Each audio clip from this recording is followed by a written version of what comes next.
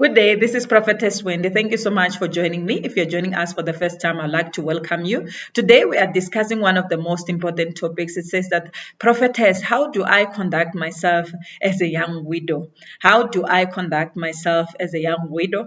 I've got a very, very good friend of mine by the name of Pastor K. We have been friends for too long, and we never thought, sometimes when you are young, you don't have the desire or the dream of seeing the loved one passing at the time that you did not expect. Her husband died. It was in a car accident. It was not easy. And I've seen the pain that she went through. Someone that you love, to lose the one that you love, it's not an easy thing. During the time of the funeral, one thing that I can say for sure, there are people who come to the home, to give us guidance, to tell us what to do. But today I just want to guide you according to this, because we are governed by the word of God. Today I just want to give you advice, coming from this book. As a prophet, I always say that I don't speak my mind, but I speak through the guidance of the Holy Spirit. So today I just want to share some of the things. It's not everything. I don't know everything, but I'm just going to share what God says when it comes to the widows out there. So today I just want to start by saying, Paul says someone that we can consider to be a widow is someone that is not yet 60 years of age. Someone that is not yet 60 years of age. It says that the reason we do that is because sometimes someone can consider themselves to be a widow, and we say that they must not get married again. They don't want to get married again, but only to find that they are burning with passion. He says that when they are young, you might find that they still desire to get married again. So if you are watching me, you are a mother-in-law, you have a daughter-in-law who has lost her husband, be like Nahum. The Bible says Nahum lost her husband. She knew the pain of losing a husband, but she did not want to get married again because she was old. Then she had a daughter-in-law who lost her husband as well. But one thing that I've loved was to give permission and to give a blessing to say that, Ruth, you can get married again. I remember when she was having a conversation with them, she says that, my daughters, I'm setting you free to go and live your own lives, She says that even if I were to get married tomorrow, she was just give an example, and have children, those children would take years for them to grow older, and for you to wait for them, it will be a waste of time. So me as the mother-in-law, I'm giving you permission to go get married again. I know that sometimes it's not easy if you are a mother and you have got the daughter-in-law to see her with another person. So it is always good for us as parents who have got children or women that are young, that have lost their loved one, to give them that blessing like Nahum did. But when we read the Bible, we find that Ruth says, no, Mama, I'm going to stay with you. Wherever you go, I'm going to go with you. Why? Because she was a good mother-in-law. Sometimes when somebody has lost their husband, you find that there is that disconnection. There is the disconnection where people no longer talk anymore. Why? Because this young widow is being oppressed. This young widow is not given the freedom to go and live her own life.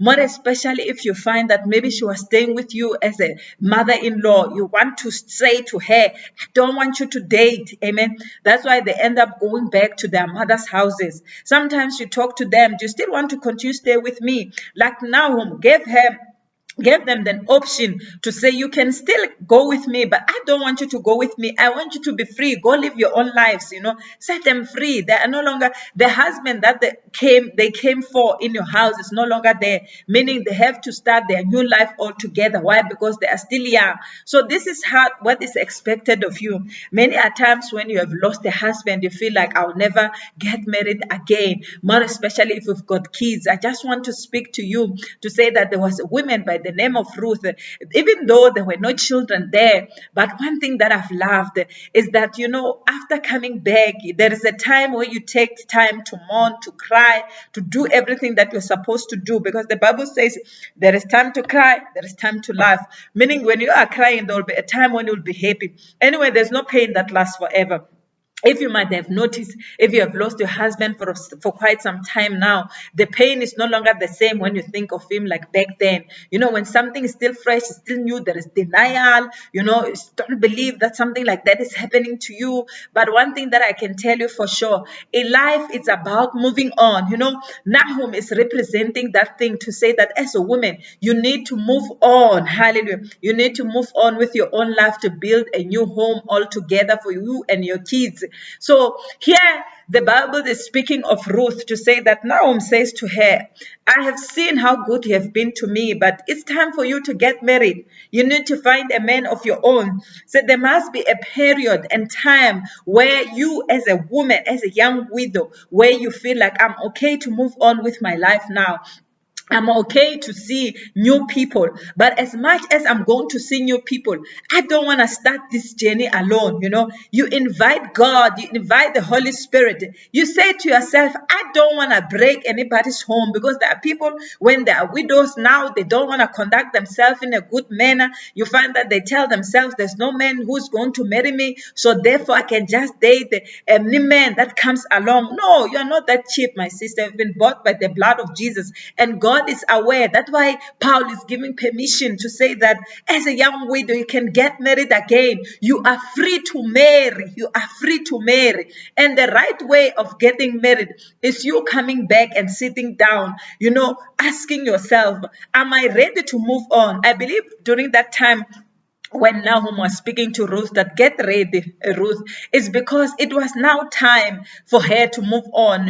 You have passed that morning time, the heartbreak, the pain, because if you're still in pain and you want to move on, you might find that you want to take out the anger and the pain to the next person. That's why we end up finding people getting married, but they are busy comparing this current man to the man that has passed on for so many years, or to the woman that has passed on for so many years.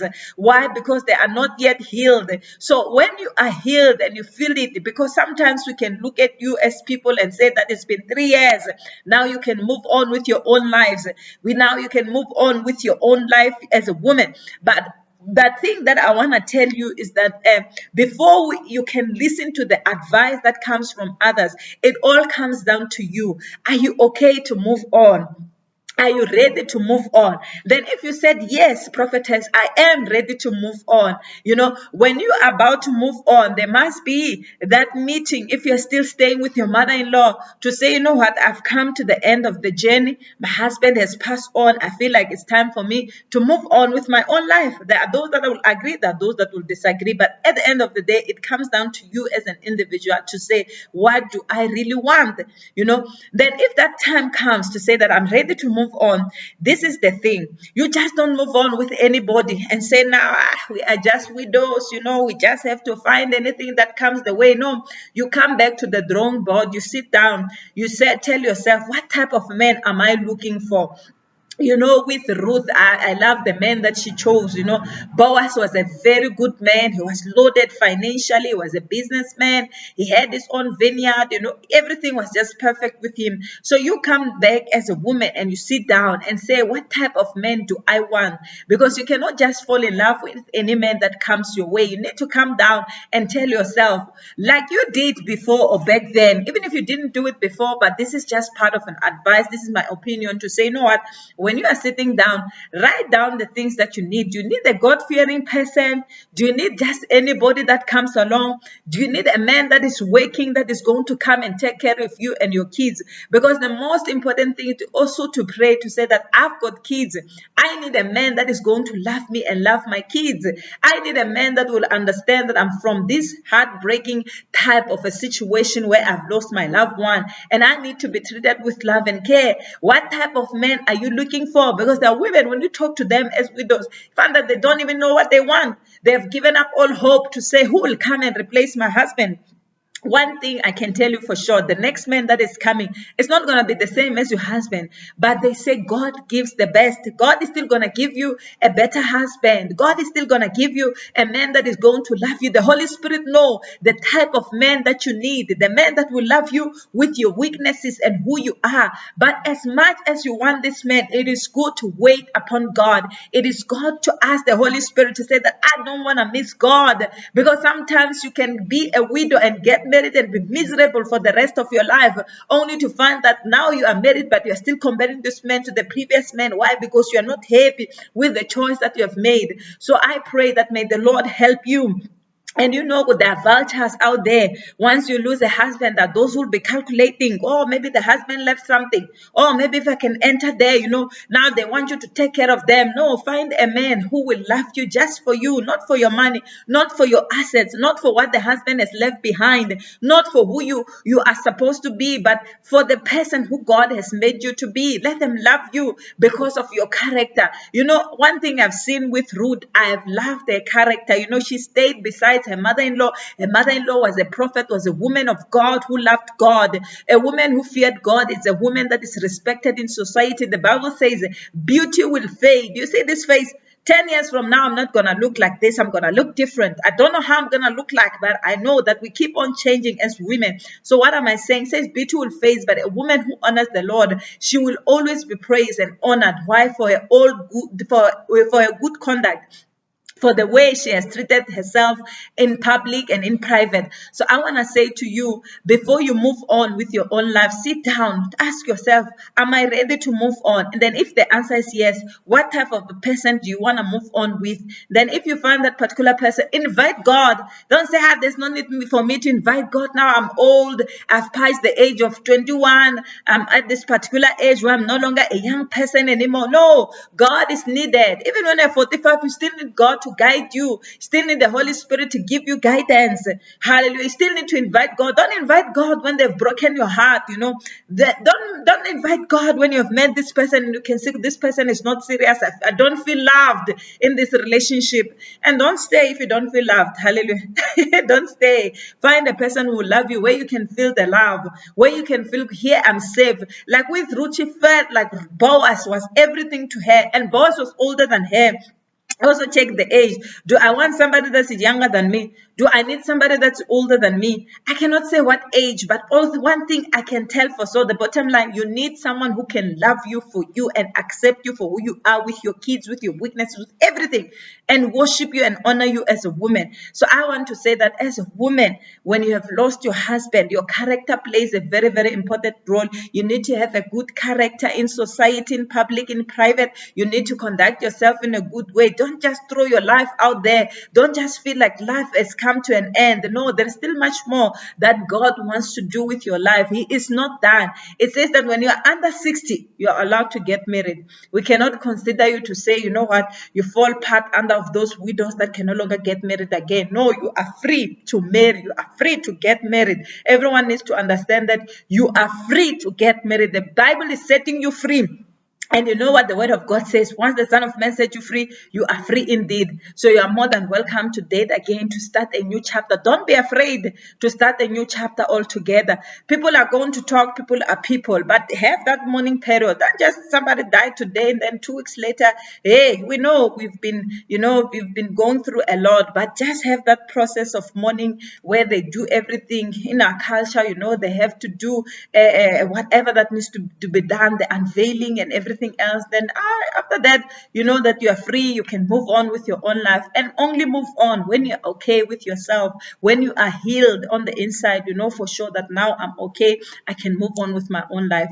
I want to tell you that God, let Him be the center of your life. Invite Him in everything that you do. Ask the Holy Spirit to teach you to be a good widow. I can teach you a lot of things. You can read books about people who went through the same experience, but I just wanted to share things from here, because this is very helpful. That's why the book of Joshua says it must not depart from your lips. So speak nothing more but the word of God. I love it with the love of the Lord. And I want to say, you as a young widow, I wish you all the best. May the Lord continue to bless you and your family, and continue to bless the new chapter in your life. Close the old one. Hallelujah. That will stay as experience to go and comfort others whenever there's a situation like that. Sometimes you wonder, why me? I will say that God chooses people that He wants to use to help others. You might fall to be part of people who help other people in future. You know how to get rid of everything, the anxiety, the problems that they went through during the time of the preparation of the funeral, and everything that comes with it, the pressure